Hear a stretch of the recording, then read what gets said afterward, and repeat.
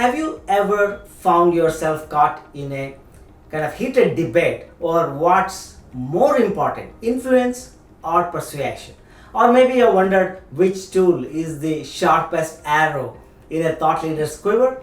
Well, buckle up because today we are diving deep into this debate. We are going to uncover some eye-opening insights, explore some fascinating examples, and reveal just what matters or makes a thought leader truly effective.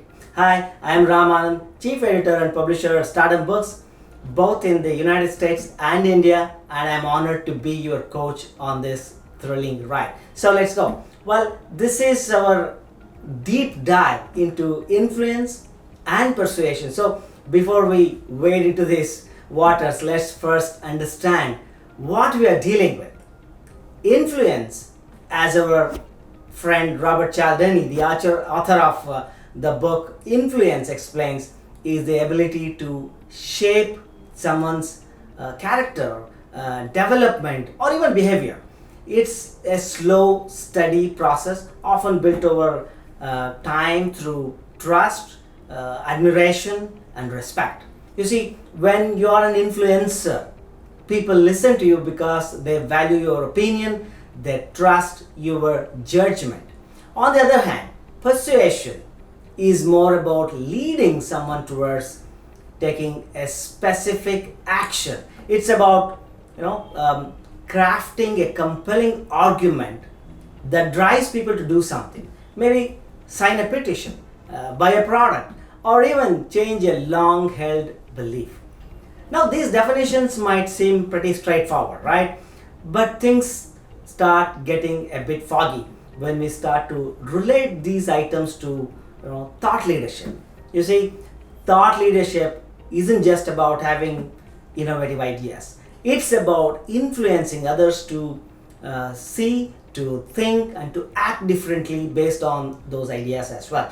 But it's also about persuading people to take tangible action that aligns with these ideas. So, where does that leave us? Do thought leaders influence, or do they persuade? And more importantly, if you are a thought leader, which one should you do more of? Like, it's a bit like a chicken and egg solution, isn't it?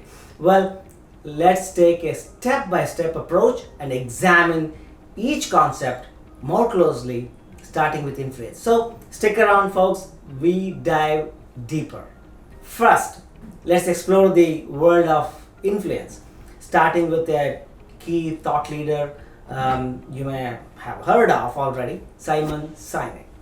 Known for his simple yet powerful model for inspirational leadership, Sinek's Start with Why, the book, idea has influenced millions of people. But how did he do it? Well, it's because he didn't just start or share an idea. He consistently demonstrated it through his actions, like talks and books, and through his own leadership style. He built trust, became a person of value, and more importantly, he shared a unique perspective that was authentic and credible. And that's what influence is all about.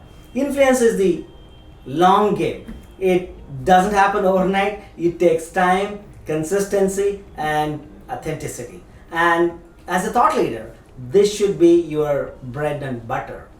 Influence is about becoming a go-to person in your field, the person people turn to when they want insights or advice or new ideas. It's about shaping opinions, sharing maybe discussions, and leading changes in thought and actions over time.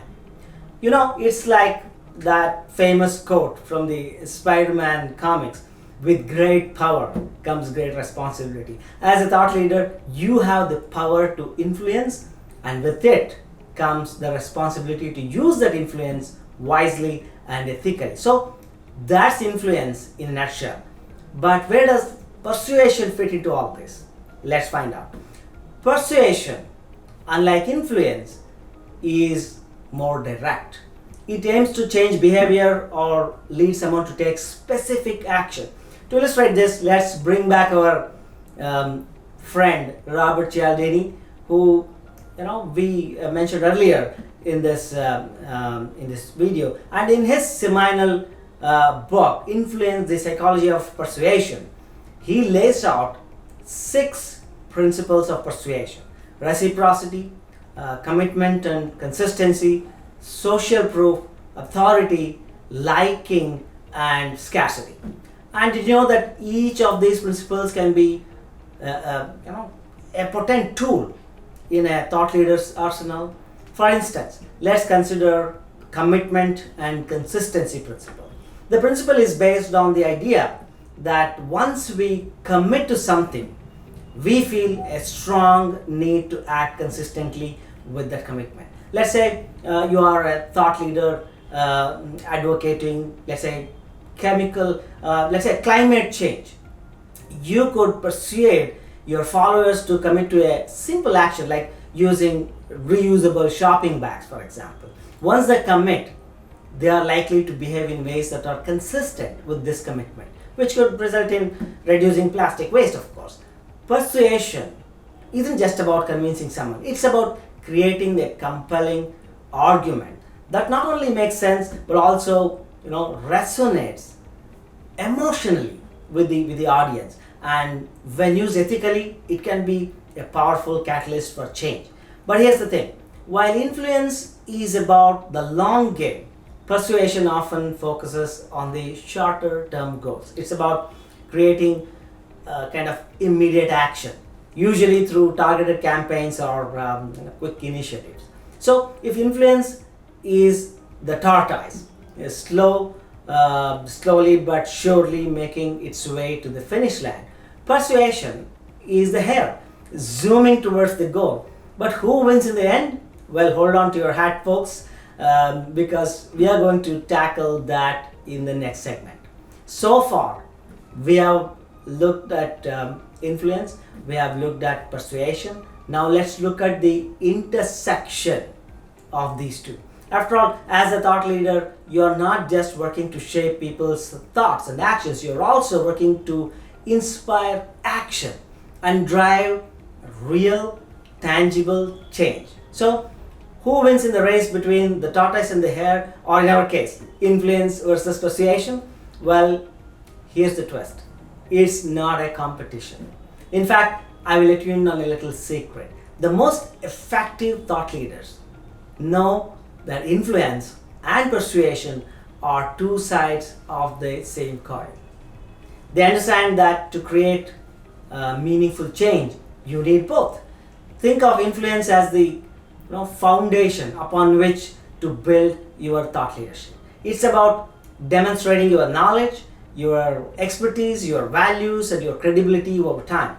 Then, once you establish this influence, you can use persuasion to mobilize your audience, to get them to take specific actions that align with your ideas and beliefs. So, let me give you an example. Let's say you're a thought leader in, let's say, the tech industry advocating for digital privacy.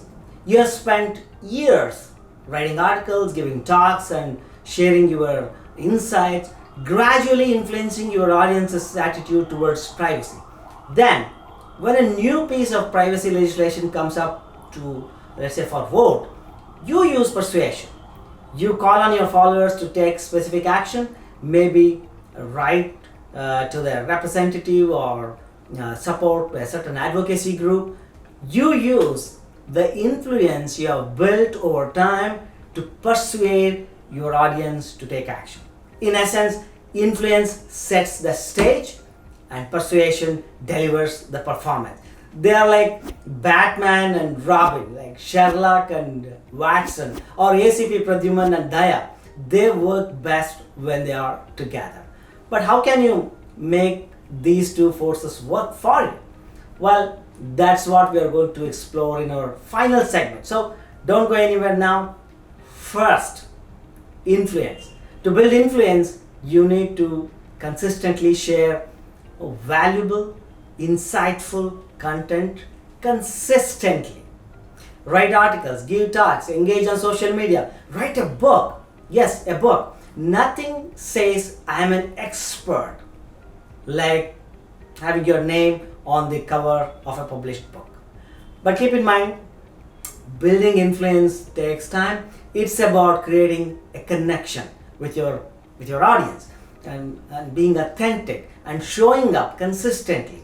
It's about becoming a trusted go-to source of information and insight in your field. Now, on to persuasion.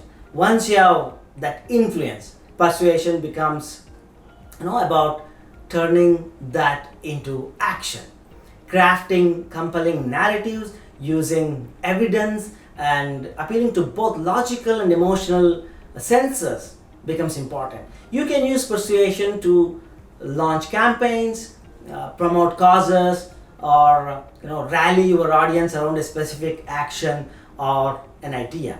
Let's think about our friend, the doctor who advocated for better patient care. Though their influence, using their influence, they have built a kind of following. But when it comes to the time to launch a campaign to improve healthcare standards, they use persuasion. They lay out a compelling argument. They appeal to their followers' emotions and values, and they call them to take specific action. So you see, influence and persuasion aren't opposing forces. They are complementary tools that, when used together, can make you a truly effective thought leader. And on that note, we are at the end of our time today. But before we go, I want you to remember one thing. Whether you choose to use the power of influence, persuasion, or both, remember to use them responsibly and ethically, because as thought leaders, we have the power to shape ideas, actions, and the world. To learn more about how to become a thought leader and leverage the power of influence and persuasion, visit www.stardombooks.com and check out our book writing and publishing programs, because writing a book is an excellent and powerful way to become more influential and persuasive at the same time. So go for it. We will help. It's your time.